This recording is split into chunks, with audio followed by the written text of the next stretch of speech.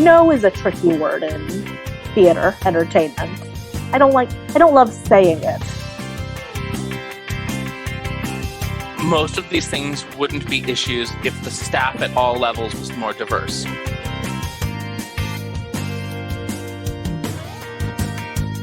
I don't know, if you're good-natured, if you're ready and willing to open up, bend your mind a little bit, you got this.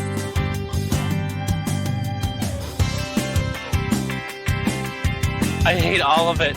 I'm just kidding.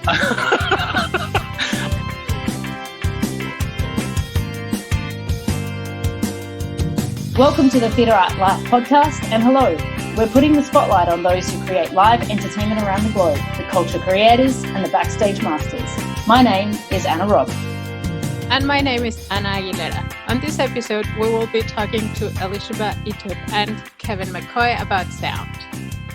Kevin McCoy is currently the head of audio for Hamilton and Peggy Company, currently in San Francisco.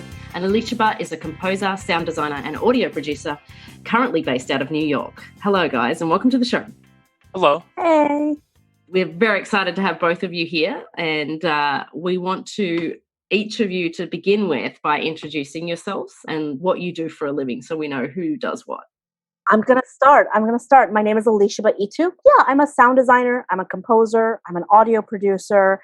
I'm based in New York. Before everything, I was traveling a lot. I did some shows here in New York, but I mean, honestly, I was on the road maybe 60% of the time. This past year, I found myself working on shows in San Francisco, in Baltimore, in Denver. There are others that I'm blanking on, but a lot of my job has me on the road. And yeah, I also do a lot of shows in New York City. I tend to do what are called straight plays. They are plays that they are not musicals necessarily. I definitely do plays that have live music in them, but I typically don't do musicals that call for big live sound reinforcement. And then also I'm working a lot in the world of podcast and radio. I started off with NPR StoryCorps as their podcast producer. And then from there, I'm an audio producer for hire. I'm a freelancer there as well. And so I've been producing podcasts. I edit podcasts. I write original music for them. During the pandemic times, I've also found myself doing some work for some newspapers. Some audio work for newspapers and a sort of a documentary project. So that's what's keeping me busy at the moment. Wow, that sounds busy all round. Yeah, I've been keeping busy. Also during the pandemic, I had a baby, so yeah, busy-ish. That's wonderful. And Kevin, tell us about you. Sure. I'm Kevin McCoy. I'm a sound mixer. I tend to mix for touring productions of large-scale musical theater. For the last year and a half, I've been the head of audio and the primary mixer for the and Peggy Company of Hamilton, based in San Francisco. We're also a tour, so we'll eventually go on tour. I have been someone who tours for over 15 years. I've toured with a lot of different musicals and a lot of family entertainment. I started out in family entertainment with Sesame Street Live and shows like that, and then progressed into large-scale musical theater with Mamma Mia. I've toured with Motown, once Memphis, and like I said, now I'm on Hamilton. I have worked as an A2, which is the assistant audio for the tour, where I deal with wireless microphones and also mix. And now I'm the A1, or the head of audio, where I primarily mix and I cycle with the A2 for the show and work also on the wireless microphones. But my primary job is mixing and maintaining the sound system. That's it. And in the pandemic time, I haven't been able to work. I haven't had any projects. So I've been doing a lot of online learning and that sort of thing. Since you already started mentioning what you do, Kevin, what really is a sound engineer? I mean, sound engineer, I feel like, is a little bit of a loaded term. Engineer has a lot of connotation around the world. So I actually will often say that I'm a mixer, or I'm the head of audio, just to clarify that I'm not a licensed engineer or anything like that. The term has a different context in different places. So as a mixer and as the head of audio for a tour, my jobs are to maintain the sound system in terms of equipment and dealing with repairs and logistics of repairs and that sort of thing. And also to run the local crew that we hire to install the sound system in various theaters as we move the show. And then also to mix the show, which is live sound, especially in large-scale musical theater. Mixing the show is an extremely active process, and you participate in the show sort of like a musician would, with doing active changes in volumes and turning on and off microphones the entire show, literally on a line-by-line basis. We call it line-by-line mixing. And it's a very active and engaged process through the whole show. That's the hardest and most detailed part of my job, and the rest of the stuff is sort of maintaining the system and doing sort of management stuff as the head of a department. So have you guys worked together or crossed paths in terms of your jobs? And if so, how did you work together? We've never worked together, but we have crossed paths. It was on Go Diego Go. That's how we met. Yeah, because I was dating someone at the time who was the mix engineer. And so where were we? Did we meet in Virginia? Somewhere on the East Coast. I don't remember where it was, but yes. And you were pleasant enough.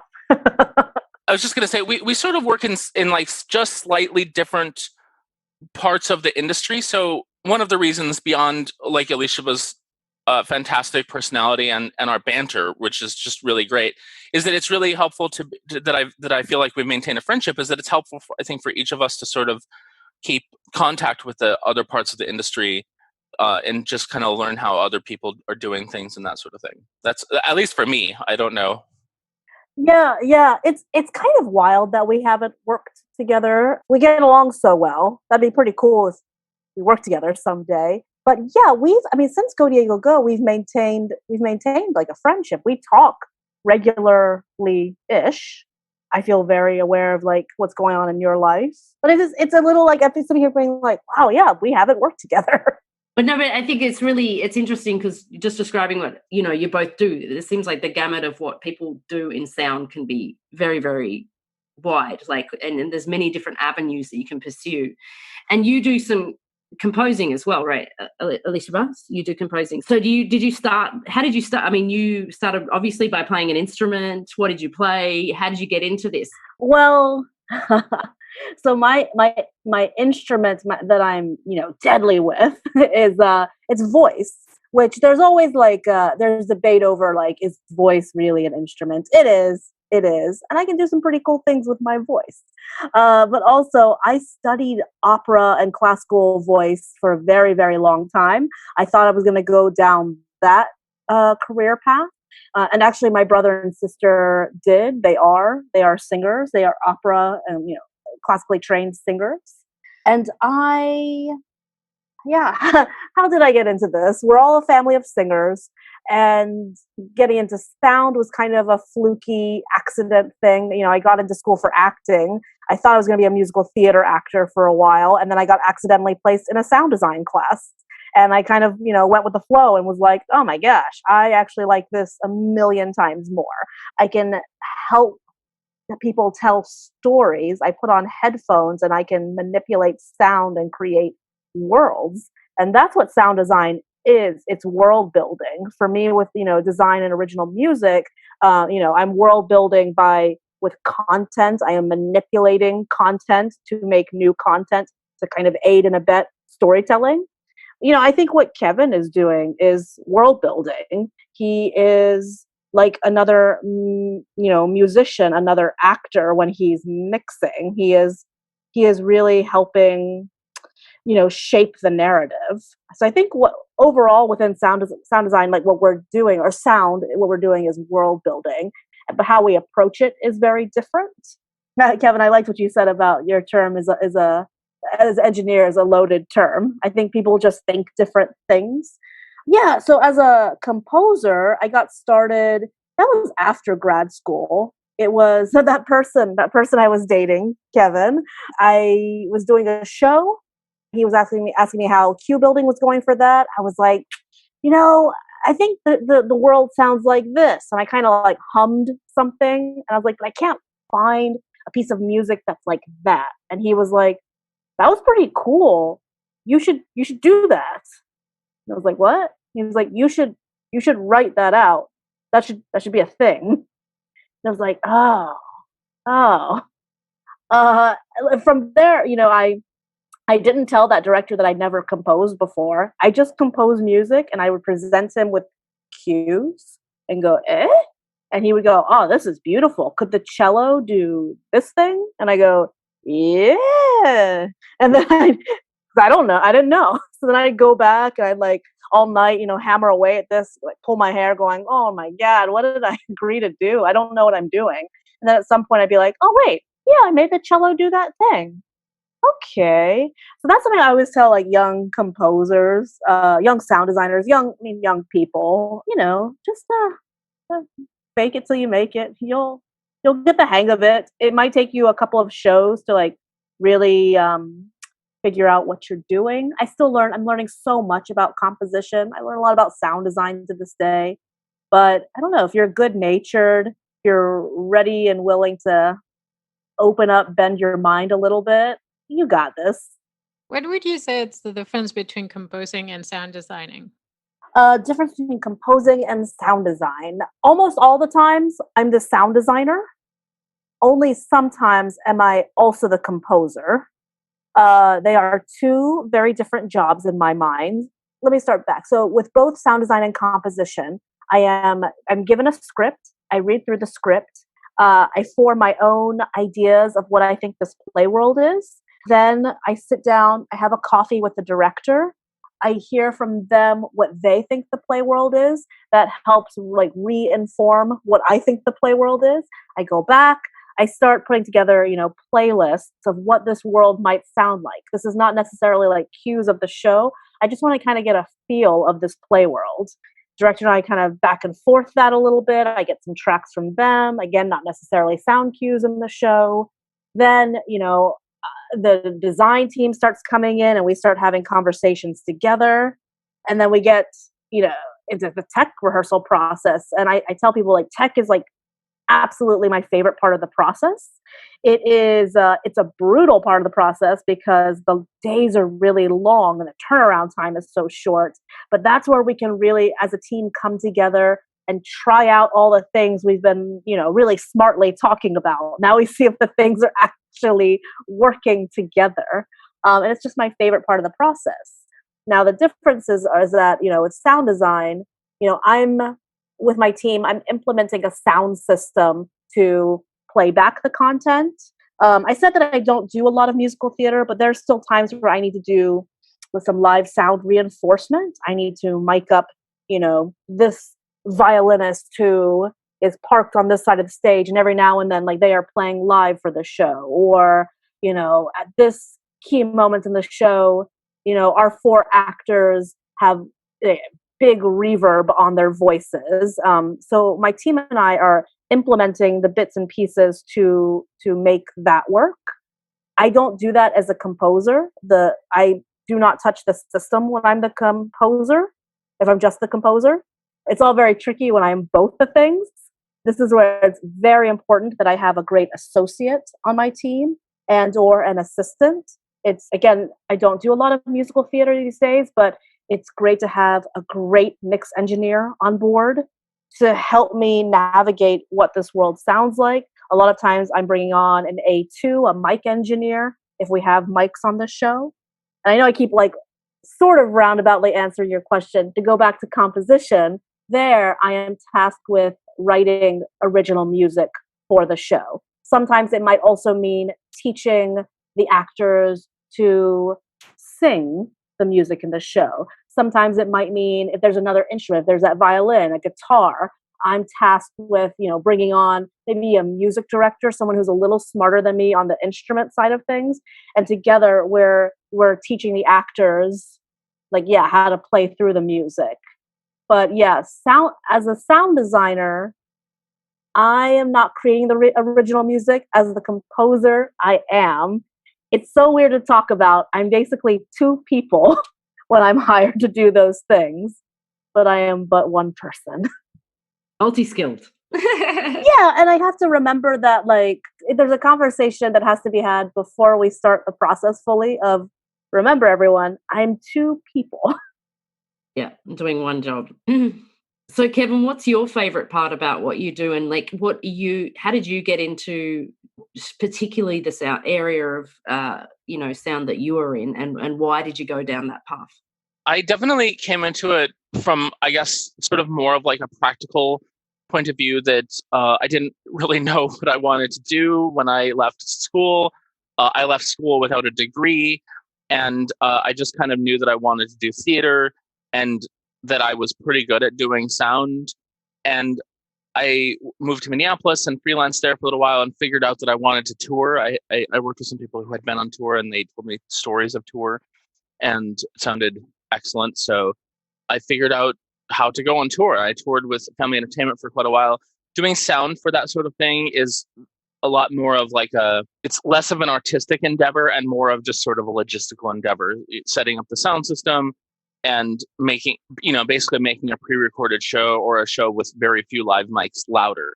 And so most of the job was just figuring out the logistics of moving that show from city to city.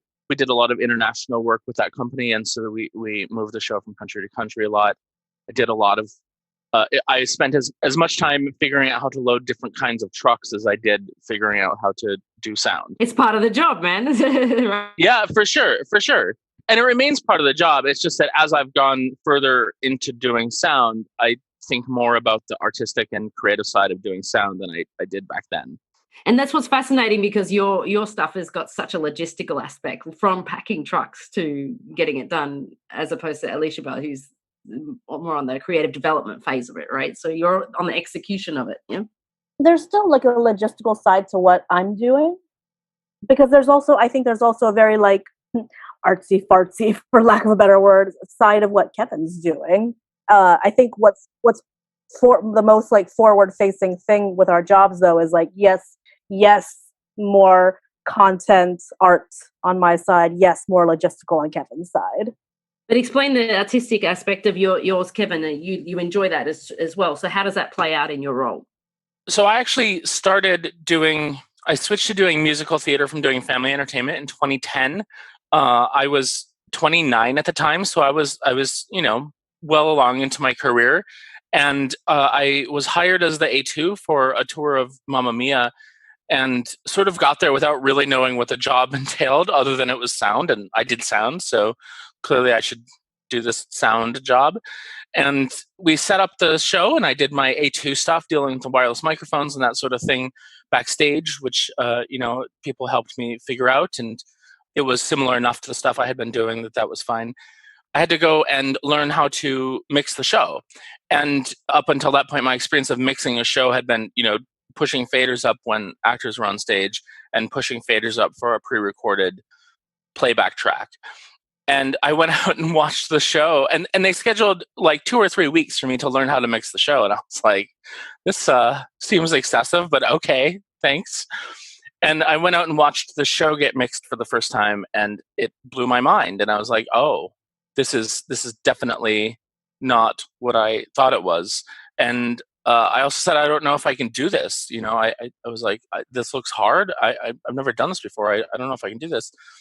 And the A1 there was friendly but frank, and he was like, this is the job, and if you can't mix the show, then we need to find someone else, because like no pressure. yeah, you have to do this. But he was very supportive and helped me learn to do it, and so it was the first show I mixed. And I've been mixing shows since then, mostly as an A2, up until the last couple of jobs I have been the A1. So as the A2, you mix sort of as a relief for the main mixer, and your job is to mix the same show that the A1 mixes, and they give you notes so that you can sort of stay in alignment with them.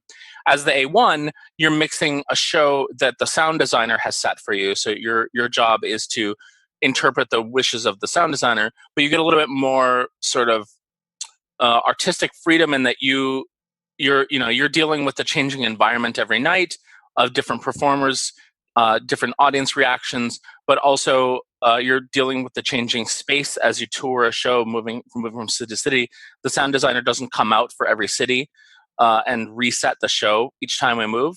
On a show like Hamilton, which has a large amount of resources, We do have a team that comes out for each move, but it's still very much up to the head of audio to interpret the wishes of the sound designer in an artistic but also logistical way, figuring out how to merge the logistics of the venue with the artistic desires of the designer to make the same show.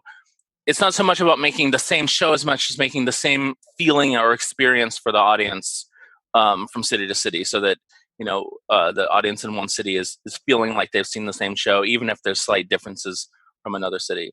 And then in the performance itself, I'm actively mixing the show. I feel very much like I am performing along with the musicians or the actors. I've had conversations with actors in the show where, especially when they're singing a big solo number, it feels like there's three of us performing that. It's between myself and the music director and the actual actor who's performing it. And we've had really great discussions on that front. And like, we all are sort of pushing and pulling in directions, and we want to make sure that we're pushing and pulling in directions that don't harm each other. And so having those conversations is a great way of expressing the artistic choices I get to make. Do you want to talk a little bit more about this idea that you were mentioning about being in different venues and not doing the same show, but making it feel the same? Sure. Moving the show is tricky. Every venue has different acoustic characteristics.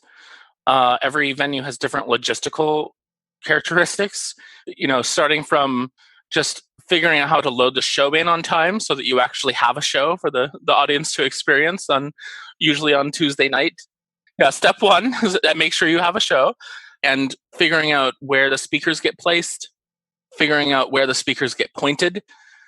And a lot of that stuff is figured out ahead of time from plans and in consultation with the design team. And, like I said, a show like Hamilton has a lot of resources. So there's the design team, and there's an advanced team, and there's production audio. There's a lot of people who have input and who do the work. So those are sort of the first steps. And then you spend quite a bit of time tuning the system. So you're listening to the sound system as you walk around the theater, and applying filters, EQ filters to the sound system. And you have other sort of techniques to, like, you can repoint speakers, that sort of thing, to fill the space. And you're trying to make the space sound even. You want all the seats to get the same experience. And you want the space to get an experience of the show that allows them to enjoy the show. So understanding the words is a huge deal. Making sure that you have intelligibility throughout the whole space, and that's often one of the trickiest parts. Like, some of the spaces we play are extremely reverberant, and it's very easy to accidentally make the show too loud and therefore unintelligible, because it just becomes a mishmash of sound. And so knowing how to have the right restraint in those cases is important. So there's quite a bit of planning that goes into that. And then there's quite a bit of actual execution of walking around the house and listening and making changes to the sound system. And we have a lot of technological tools that let us do that. We have, we'll often walk around with a wireless tablet, or like an iPad, or sometimes just a laptop that lets us interface with the sound system and lets us make changes in EQ and other considerations to the sound system. It definitely varies sort of by the level or the budget or the tier of the show. I've been on some shows where I basically had an hour to do that.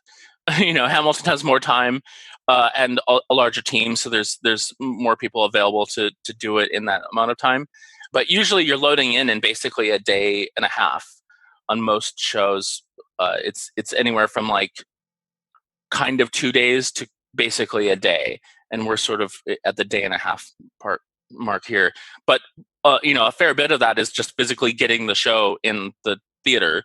You can't make sound until you have a constructed sound system. So once you have a sound system, then you start listening to it. And then there's always sort of a scheduling dance of when can I have access to the theater to make sound, loud sound, for an hour that is the only sound in the theater. Like, I need to be able to make loud sound that will make it difficult for anyone else to work, but also I can't have anyone else working because it will throw off what I'm listening to. So oftentimes you'll sort of figure out a way to have everyone else go to a meal, and you'll get an hour while they're at a meal, and then you take your own meal while they're back working. So there's lots of like scheduling considerations on that front. How long does that usually take you when you're loading in to do that sort of tuning of the system? In a perfect world, all the theaters would be designed so that the seats had the same acoustic characteristics of an audience, but that never happens. Kevin, that reminds me on so many plays that I do, we're told like, this is the seating arrangement, we're given drawings like this is where audience sits, this is where audience sits, and then we get into previews. And I've learned my lesson very much since days of yore, but you get into previews and then it's like, and this row way, way, way in the back is where you guys can sit. And typically I'm moving around, so I'm sitting within the audience, I'm snagging a house seat, so I'm further down, but my director is way in the back, basically out of range of the system. So in days of yore, I had to go like, oh crap. And then on like a few days into previews, we'd have to install a delay system for the very back of the house, like very, very back of the house that wasn't even in the plan. And it was irritating, but it's like, I'd rather that than getting notes from the director like, everything feels distant and quiet. Then correct me if I'm wrong, once the audience come in, that can be another factor, right? Like a big audience or a small audience, and you've got to react to the environment in the show. Yeah, definitely that's a thing. And you'll sometimes hear about, especially like the concert halls that are very acoustically thought out, will often have seats that are measured to be very similar to an audience member in terms of their absorption characteristics. But there's still, it's hard to make a seat sound exactly like an audience member. Of course, audience members come with a noise floor of breathing and sniffling and creaking seats and shuffling.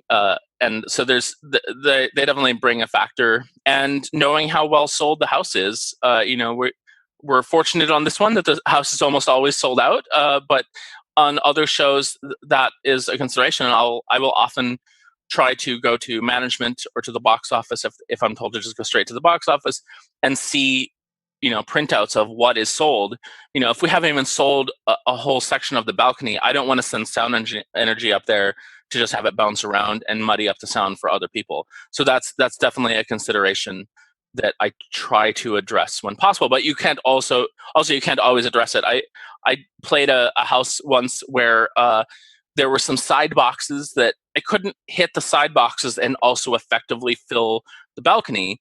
And I knew that we were selling pretty well and that we would probably sell the balcony. And I asked someone in the house about these boxes, and I told them about the troubles I was having. And they're like, we don't ever sell these boxes. They're not great sight lines.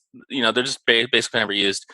But what they didn't mention was that there was one specific VIP in town who would sometimes come to shows and use one of those boxes and watch the show from there. And sure enough, they came to the show, but they didn't hear great anyway. So there wasn't a huge deal at that point. But just sort of knowing all the variables is a good thing for me ahead of time, rather than being surprised by them. So, Elisheba, how does this affect you and your work? The idea of designing for a play that's going to be in just one place, or that that's going to move around in different venues? I'm very big about, with my mix engineers, that they get a moment where I or my associate take over the mix for 30, 45 minutes or so they can walk around the house and feel it for themselves, where it's like actually the actors actually doing things. Because we can, we'll also put in like a monitor mix, position or a speaker for them. But it's nice for them to have a moment to just walk around and listen.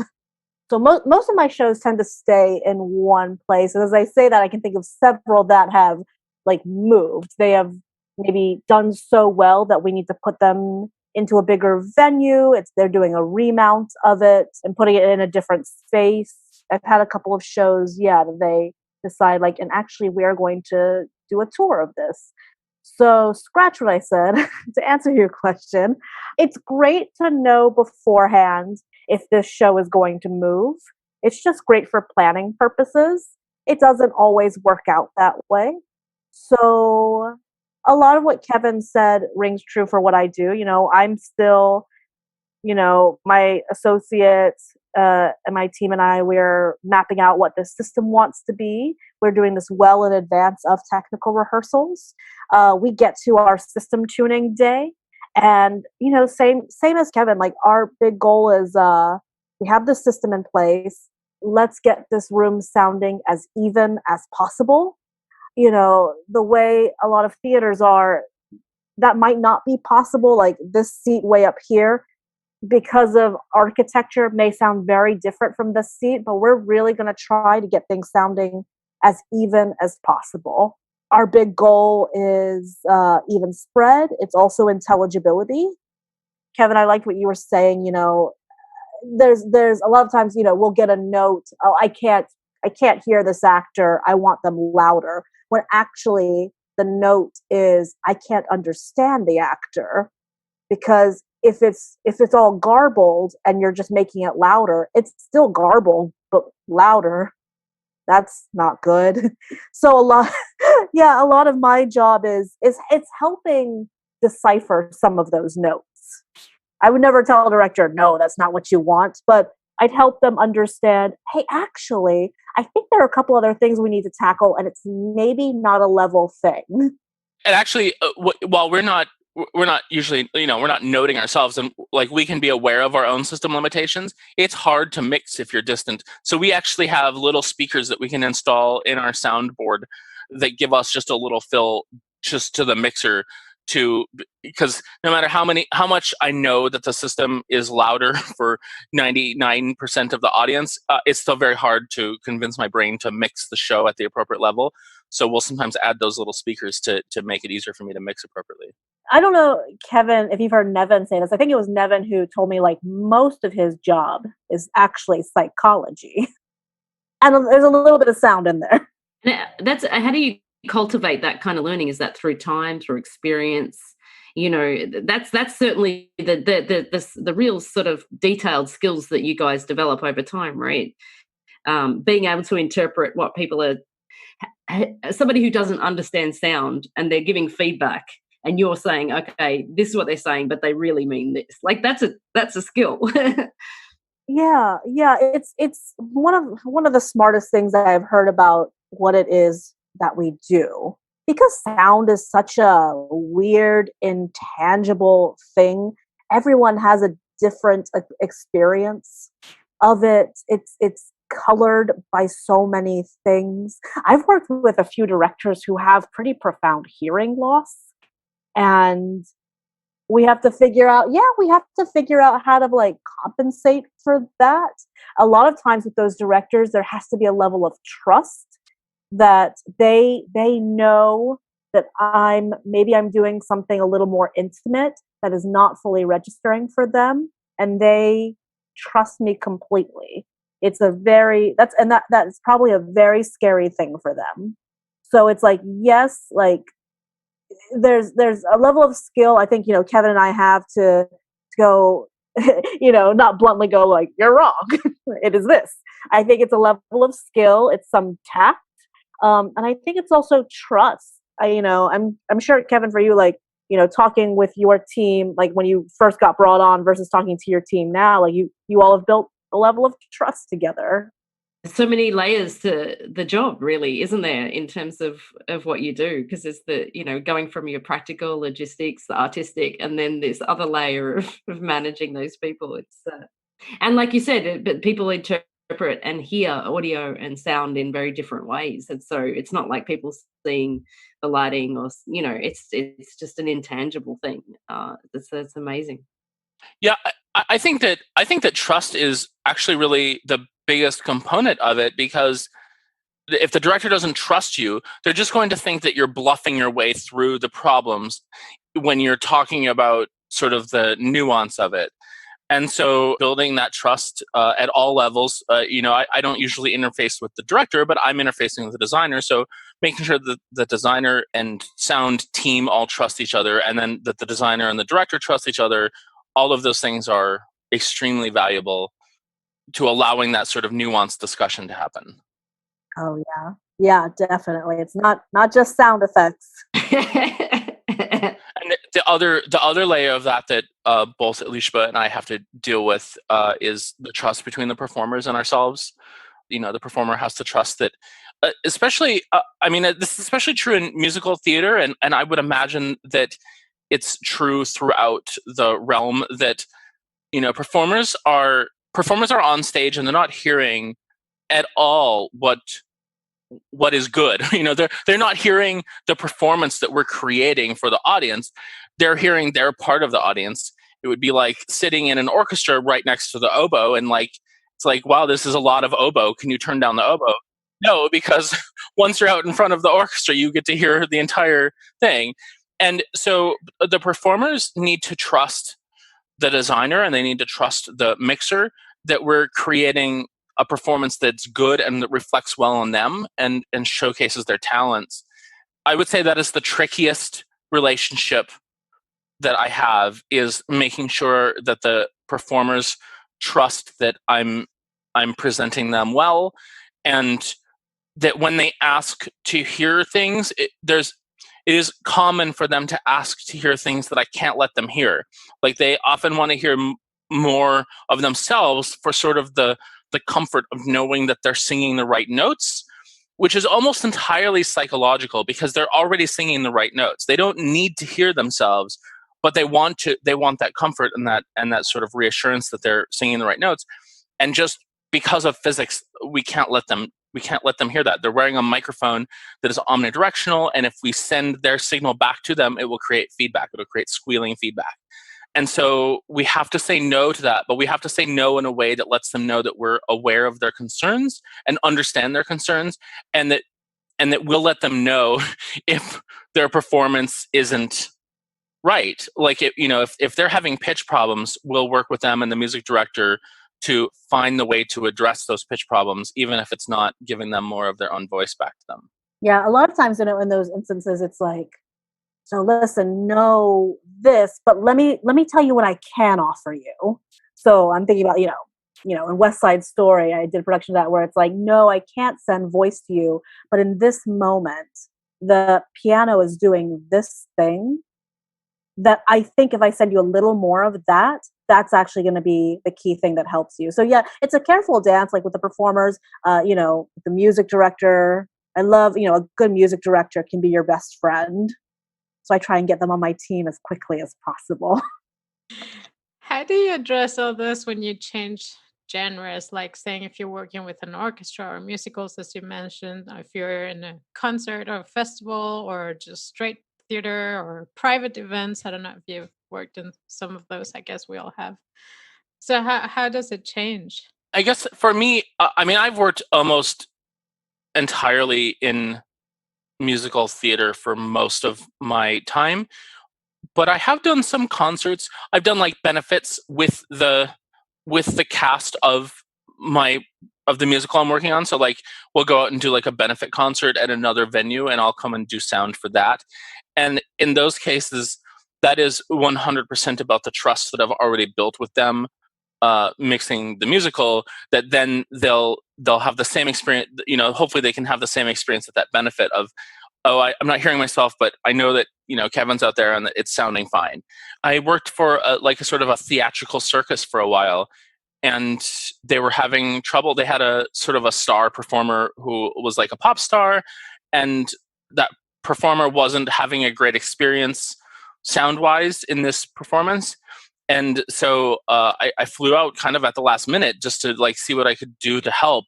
And it was 100% psychological, of just like making that person feel like the most important person in the room, and very little sound change had to be made. So I would say that just sort of continuing the theme of psychology through many genres is helpful. It's just psychology. A lot of it is like, it's taking care of your people, be it the performers, be it the rest of your sound team.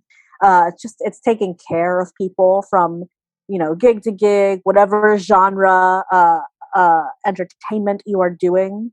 Yeah, and people, I've learned for me, the big thing is that people just want to know that they're being heard, they're being listened to.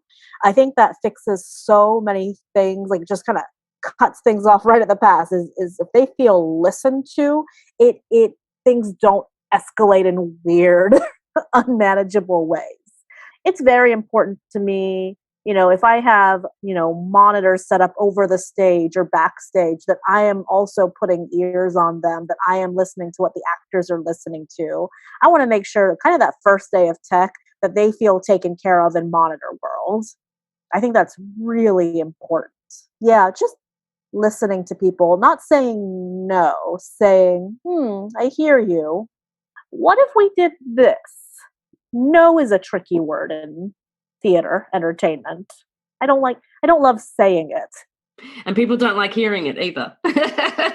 People hate hearing it. It doesn't matter what craft we do in theater, and all around. People don't like hearing it. Yeah. So guys, what's your favorite thing about your job? What's your most favorite part when you're at your best in terms of what you enjoy? I hate all of it. I'm just kidding.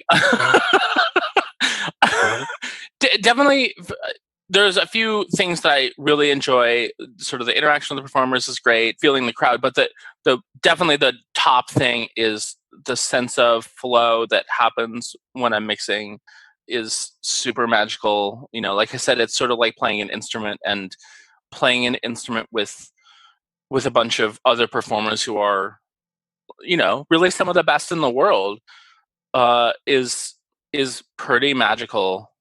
And it's the feeling of flow is awesome.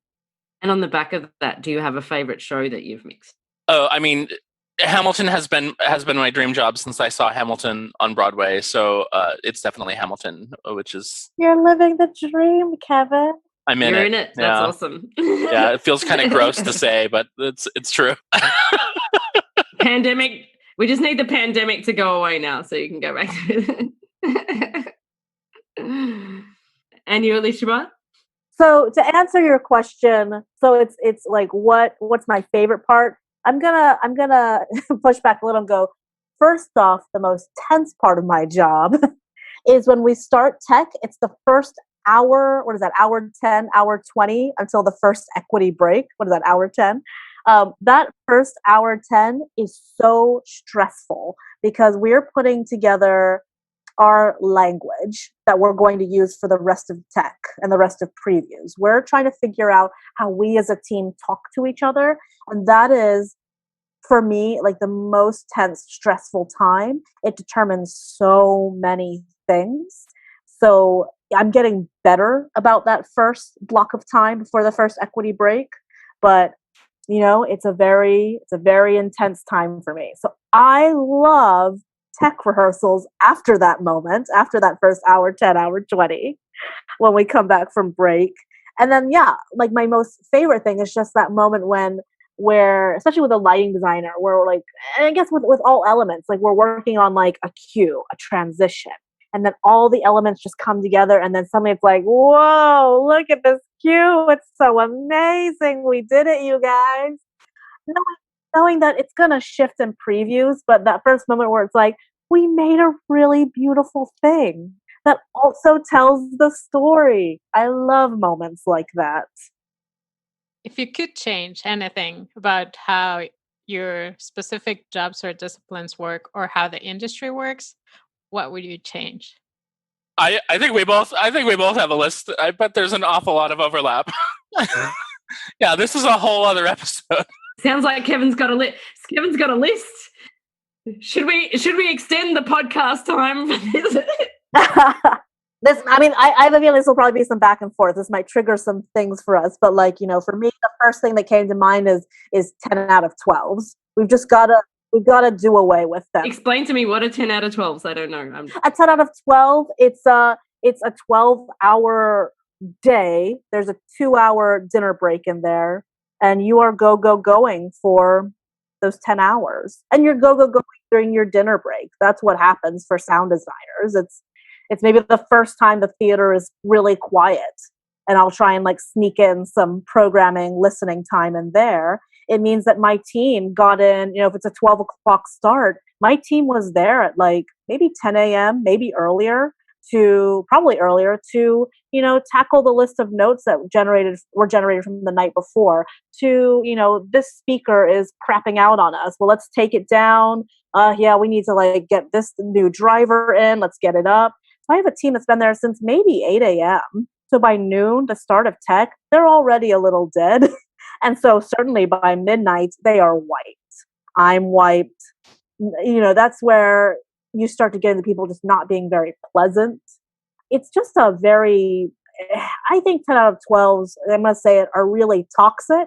I don't think anything good happens after around 10:30 p.m. on a day like that.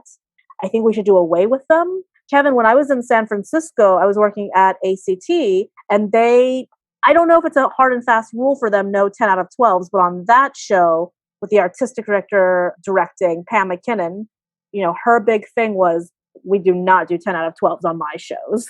And it was amazing. Yeah. I mean, most shows still do 10 out of 12s. There's often, depending on the length of your tech process, but there could easily be a week of them. And that's, a week of 16-hour days for the crew. It's, because it's a 12-hour day for the actors, but it's usually 8 a.m. or like if you're granted a 9 a.m. call the next morning, that's like a luxury during that week. And just like Elisheba says, it's toxic. It brings out the worst in people in all sorts of ways. It's a way to, I guess, extract a little bit more work, out of a limited time period. But it's weird because it feels like the work is lower quality. It still is enormously expensive for the producers because, at least for like union stagehands, we almost get another week's salary because of all the penalties that get run into that week. So it's just like, just schedule another week and have 2 weeks of sane amounts of time. So yeah, I'm right there with you. And definitely eliminating the 10 out of 12 rehearsal is something that a lot of people have been talking about, especially now that we're sort of like trying to rethink how the industry can become a little bit healthier and more inclusive and just better for everyone. And that's one of the topics of discussion, one of many topics of discussion. So currently that's legal and union approved, I guess. And also, but is there a limit to how many days? You said that you could do that all week, right? Is there a limit to how many times they can do that? Because I'm not familiar to union rules. There are very few actual limits in the union contracts. There's mostly penalties. And if a producer can budget in for those penalties, they can basically do what they want. Smart producers will understand that penalties don't make up for sanity and for mental health. And so you can pay all the, there's a 7th day penalty if you don't have a day off in a week, if you have to work 7 days in a week as opposed to the usual 6-day week, which is hilarious because a 6-day week is already a day longer than most other industries consider normal. The producer can just pay a 7th day penalty and have us work 7 days a week. I've been on a tour where the producer budgeted in for a 7th day every week. And so we moved every week. So we worked every Monday, which means that we didn't have a day off for months. The most time off that we had was the Thursday, Friday during the day before having a show that night. So there are very few actual hard and fast rules. They're mostly penalties that the producers are able to budget in for. And one of the things that I would love to see, and I've mentioned in some union negotiations, and it always seems to be a non-starter, is that penalties that can be budgeted for are no longer penalties. And so what they need to do is have the penalties multiply. So if you have no day off this week and the producer has to pay a penalty of like 1/6 of your weekly salary as a penalty for that, the next week they should have to pay a penalty of 2/6. And the next week, maybe 4/6, like have it multiply or whatever. That's a way to it's hard to make rules in a contract because sometimes you legitimately have emergencies or super tight schedules that just can't be solved. And sometimes it's nice to have the ability to solve that in a way with money, but it usually sucks for everyone. And it would be nice to just make that more difficult to just be like, we'll just throw a little bit more money at it. Yeah, that's insane. Absolutely insane to think about not getting a break for weeks on end, right? Yeah. That's just the one thing we want to change in the industry. We have a whole list more, right? I started writing a good. list. Yeah, I just started writing a list. Do you want to hear my list? Yes, hit us with your list. This is just, I'm sure Kevin will have a couple, because this is definitely not the full list. I love that you've just written a list while Kevin's been talking. No, it just triggers, because there's a lot of conversation right now. Kevin's right about, we're on pause right now, and when we come back, we can't come back to a lot of the same practices. We've got to figure out how to dismantle some pretty awful toxic stuff that's been happening. And so how do we rebuild it? I would love to see right now, especially within within design world, within my union, we're having big conversations about harassment and abusive, toxic things that happen right now. Like reporting policies they're not really a thing. We're coming from a culture that's just kind of grin and bear it. That is not a very inclusive way to do things. What that means is that that straight white men were always going to get ahead, and that everyone else has to kind of put up with toxicity. So, there's been more of a movement within our union, within other unions I know, to figure out better harassment and abuse reporting policies, because typically you're supposed to report it to your employer. But with us who are freelancers, we get into a tricky back and forth as to, well, but they don't want to, the employer doesn't want to claim this. They don't want to tackle this, but our union doesn't want to tackle this. So that's a big thing that I would love to just figure out right now, but it's going to take a little while, but it's something that's actively being worked on. Can I add to that? Yeah, please. Just one thing about that is that most theaters, even when the relationship is clearly between an employer and an employee, there's still not an HR department for most theater companies. And so the reporting is through your direct management, and it becomes awkward. Hey, I want to report, if a person of color wants to talk about microaggressions coming from stage management, who do they talk to? They have no one to talk to. And even if it's not in a way that they want to confront, that they just want to address, they don't want the person to be fired. They just want the person to stop making these microaggressions. There's no one for them to talk to. So there's definitely discussion, and some companies are implementing actually having an HR department that provides another path for discussions and complaints like that to happen. Yeah. And it's just so weird because, theater is this culture that's we're weird, and that's cool. What it means is with long hours and, situations where we're just kind of on top of each other. The other thing I want to address is drinking culture. It just means that we are ripe for really toxic, awful situations. And there's got to be better. There's got to be, what Kevin's saying is HR. There's got to be theater HR, which is not a thing in most places, and it's starting to become a thing. There's starting to become some awareness of this. Yeah, and so another thing I would love to tackle, dismantle, figure out how to redo is theater is all about drinking. And I'm someone who back in the day was yeah, that sounds awesome. More and more that has become not appealing to me. I understand now that in a system that, theater is something that I am a designer and I'm bringing on these assistants, I'm bringing on these interns. What it means is if we're all sitting at a bar and we're drinking, getting drunk, strange things can happen regarding, control, power. And I think that drinking culture, we've just got to refigure this out. I don't love the idea of us all going to the bar to hang out, to decompress. For me, myself, when we were not in pandemic times, if I was meeting with a younger person, I needed to acknowledge that I am the one who actually has more power in this situation. Let's meet for a coffee. Let's go get a bagel. Let's get a kombucha. But I'd rather we not meet at a bar.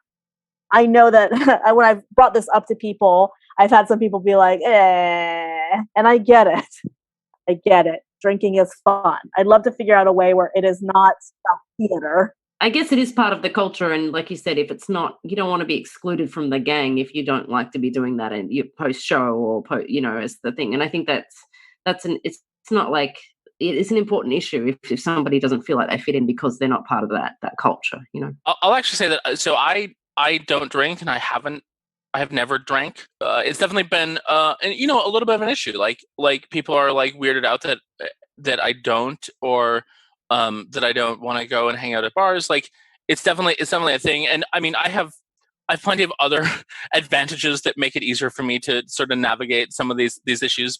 Being a straight white guy, one of them, but it's definitely an issue, and it's an issue that just shouldn't be an issue. Like it's easy enough to fix. Like it shouldn't be a thing. It should not be a thing. That's the point, right? Yeah, totally. Yeah, no. And it's something I never thought about until Elisheba mentioned it at one point. And so I'm grateful to Elisheba and people for bringing it up, because it's not even something I had really noticed was a thing until she mentioned it to me one time, and I was like, oh yeah, there's like all these. Oh yeah. So I'm grateful for people bringing that up. Anything else on that list, Elisheba? I mean, I had just like a mom/families thing that I haven't even fully fleshed that out, because, I had a baby, and then I was supposed to go into tech for 2 shows back to back, and then everything happened. And so I don't know what it's like to be, a mom with a young baby in theater just yet. I do know that the theaters I was about to work with were being so good and cool about, what is it that you will need? We will help you with that. Because what I needed was not necessarily like anything that would cost a ton of money. It was these theaters, just point blank asking me, what do you need? Even if you haven't thought of it, we've had a few like mom, parent artists, and here's what we think you might need. And I hope that theaters, it was so beautiful to hear that. And I hope that more theaters are thinking of that. Something I've been thinking about is like, my gosh, like whenever we come back, and if I'm still pumping, I guess I'll just have to do it at the tech table while we're teching, because a 10-minute break doesn't cover a pumping session. We're talking at least, 25, 30 minutes for active pumping. And then I need to clean the pump parts, and that takes a while. And it's like, how am I going to do that? So, and I'm sure there are some theaters that are like, we actually have a plan for that. But when we all come back, figuring out, it's just how to make this more inclusive overall, how to make this. So right now the schedule is such that, this is tough on parents. This is tough on anyone who is disabled. This is tough on a lot of people. Yeah, and there's not a lot of accommodations, or especially when you talk about the schedules that you're running, Kevin. Like, how do you be a mum in that environment? And it's it is something that is I'm a parent too, and I've been in a fortunate situation that having two children in a very supportive environment has been a wonderful situation. But I know that other women in my realm have held off from having kids because they felt that it would, or they feel like they can't continue their career in the same way. And what you don't really want is women and men, for example, as well, to feel that they have to put off becoming parents because of this industry. Like, we should feel like we can do both, and we should have an industry where that is supported and welcomed. And that's, those things that you brought up are amazing issues to address. But I think that talking about them is the first step, right? And then identifying where the issues are, and then starting a pathway to change the culture. Because you can change policies, it doesn't change the culture, right? Especially with the drinking or the sexual harassment or anything.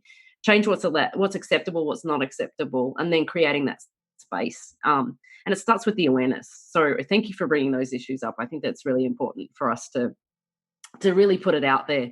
We're going to have to trigger that with other podcast people, Anna. I'm going to lay it down. That is the best answer for the changing your job or the industry that we've had thus far.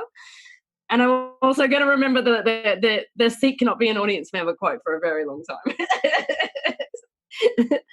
Can I just also follow up that, like, I feel like all of the topics that we talked about all really are all really sort of facets of the biggest thing, which is that most of these things wouldn't be issues if the staff at all levels was more diverse. Like if there were more people in management who had the experience of having children, who were women, who were parents. There's certainly people who are actively racist and actively sexist and actively like discriminatory in the world, but so much of it is through ignorance and just an unwillingness to try to consider the life experiences of people who aren't like you. And one way to address that is to make sure that you're in a room with people who aren't like you, who can figure that out. And so like it feels like, I mean, I feel like I'm saying the obvious, and certainly Elisheba knows this. We've had plenty of discussions on this front, but all of these things can be addressed by starting with making the system more diverse. And that's like just make the system more diverse. That's a huge task. It has to happen at all levels. There's discrimination that's preventing existing women and people of color from getting work, but there's also there's everything. I've heard people talk about like, oh, there's no pipeline issue. We have existing people who are talented, which is true, but also we should improve the pipeline of people who are from diverse backgrounds coming into the work. Like we can do all the things and we should do all the things. And so I definitely encourage, if anyone who is like me as a straight white man who's listening to this podcast, have these conversations in the rooms that you're in, which are all straight white men, because like this is an easy topic to have, a topic of discussion to have in a room where it's women or people of color. But like I've brought this up in Zoom calls with all straight white people, and it is definitely, it feels like I threw a grenade into the room and backed off for a minute to watch what happened after that, because those are the places that those conversations aren't happening, and that's where they need to happen the most. So I'm just going to say that out to my fellow privileged people out there. Have those conversations. I appreciate you, Kevin. I think that's a wonderful statement. Thank you. Well, on that note, we want to thank you guys. And I don't know if you want to share with us your websites or pages where people can look at your wonderful jobs and the work you've done. Yeah, you can check me out at ElishebaIttoop.com. So ELISHEBAITTOOP.com. And Kevin? Yeah, I'm at kevin-mccoy.com, KEVIN-MCCOY.com. Mine is mostly just methods of contact for me, but I'm very open to people getting in touch with me and talking about anything, preferably job related, but also I'll talk about space. I like talking about space. So contact me, and I'm especially happy to talk to young people in the industry and answer questions and help you get in touch with other cooler people than me. And piggyback off of that, I'm happy, especially if you're a younger person out there and if you want to chat, yeah, hit me up. Especially, I'm very interested in talking to young BIPOC designers. I will gladly make time for you. Fantastic. I've really enjoyed this conversation today, guys. Thank you so much for joining us on our podcast. That's wonderful. Thank you very much. Thank you. Thank you.